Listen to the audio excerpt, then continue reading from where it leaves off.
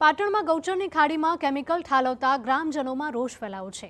સમીના સોનાર ગામની સીમ નજીકની આ ઘટના છે કે જ્યાં ખાનગી કંપનીએ કેમિકલ ઠાલવ્યાનો આરોપ છે।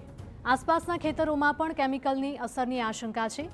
જીપીસીબી, એસડીએમ, મામલતદાર સહિતના અધિકારીઓ દોડી આવ્યા હતા।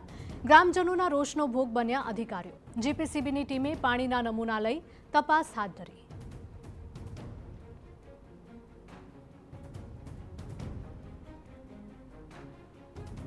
તો પાટણના આ દ્રશ્યો છે કે જ્યાં ગૌચરની ખાડીમાં કેમિકલ ઠાલવતા ગ્રામજનોમાં ભારે આક્રોશ જોવા મળ્યો છે।